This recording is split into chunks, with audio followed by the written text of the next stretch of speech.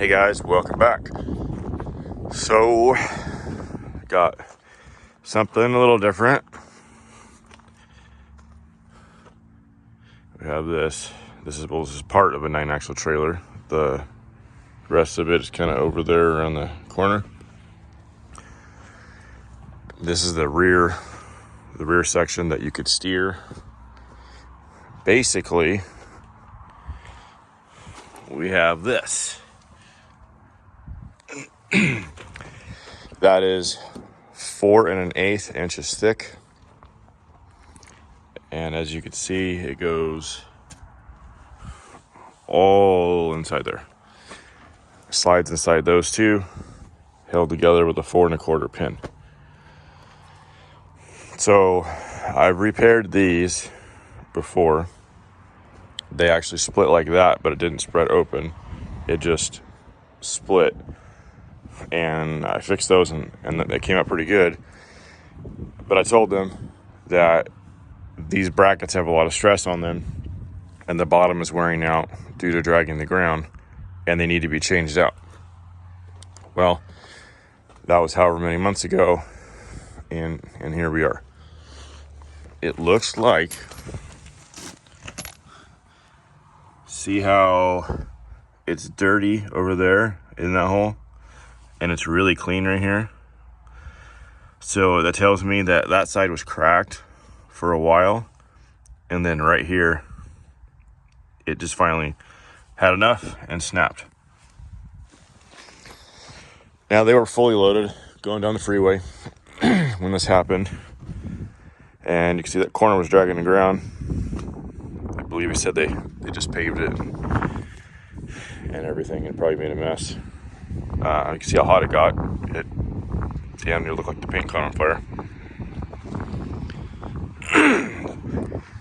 So we have new brackets coming, pin bosses, whatever you want to call them. We have them coming, but of course, they're impatient and they want a patch job so that they could move a few pieces of equipment around while we're waiting for those.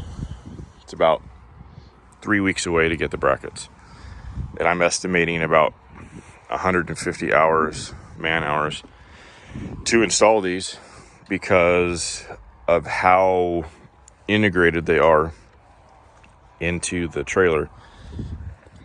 And even the trailer place was like, you're not supposed to do that, or you can't do that. And when we weld it together, it takes us 4 days of just welding and blah, blah, blah. Well, they don't know me, so that's fine. I'm going to do a part 1 today when I do my patch job, and then I'll do a part 2, or maybe 2 part 2s when we change all these out, because that's going to be a ton of work. So my plan is to bevel that back, and then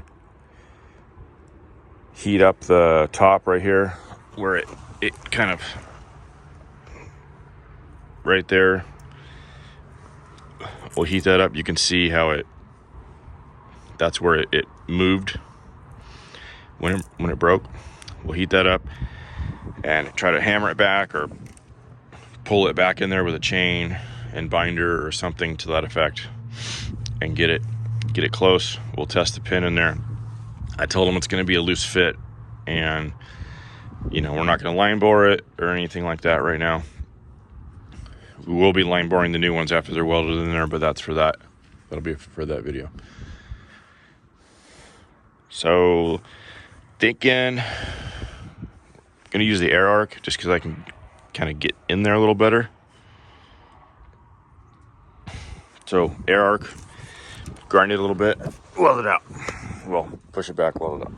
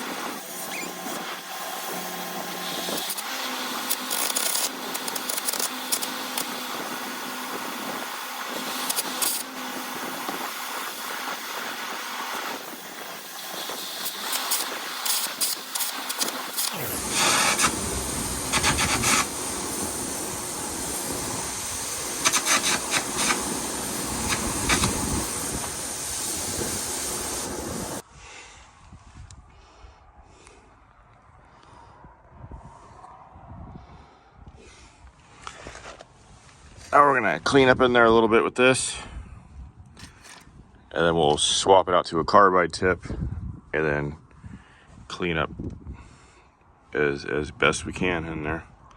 Then we'll try to figure out how to pinch it back together.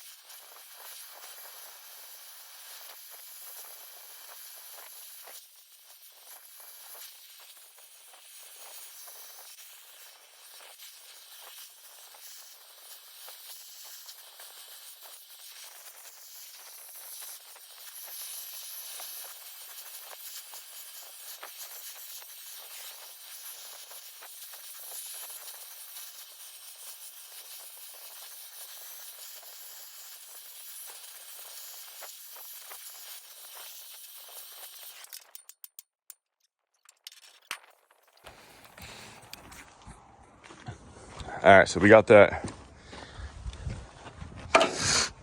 heated up somewhat back into place there. The pin's still loose, but again, this is like a 2-week temporary job. It's should only need to hold for a couple weeks. We all know that ain't gonna happen. They're gonna run this thing until it breaks again, and then hope nothing else broke, and then fix it. So you can see we got a nice gap down there for some penetration. It's touching right here in the corner, so we'll weld it all out. I'll probably use the grinder right here in this corner to kind of back gouge, back grind that, and then weld it from the bottom. And then I'm thinking we might put some type of gusset on the bottom, maybe just to help. I'm not sure yet. We'll see how it comes out. So it's definitely preheated, and we're gonna get to welding.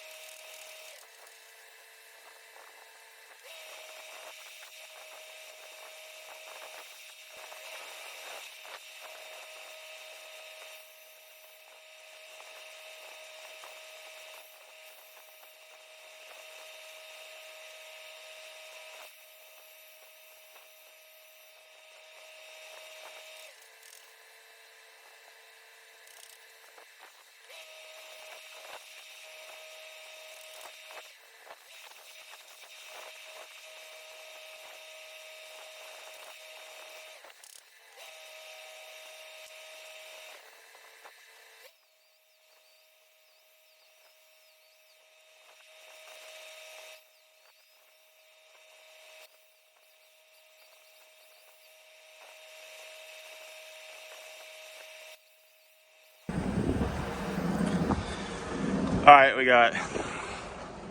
I think we got it pretty much welded up. Got the sides ground down. The bottom's welded. I'm gonna use this round stone wheel to just kind of feather that in a little bit. I'm not trying to make it perfect, but I'm also trying to keep as many low spots out of there as I can. So I'll probably have to go through, touch up a couple. I've used this stone before. It seems to work really well, and then I actually used it on that one over there. So get this cleaned up, and we'll, man, I don't know if I want to put a gusset on the bottom yet or not. I've made up my mind on that.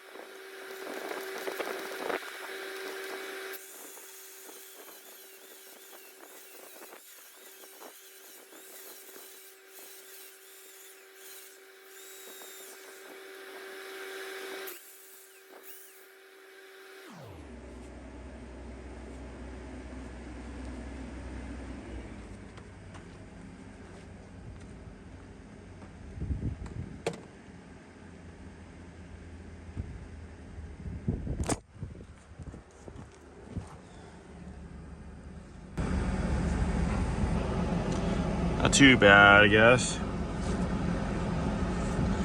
All right, I think I'm gonna put a little piece of 1 inch in the bottom. So let me figure that out and I'll bring you back.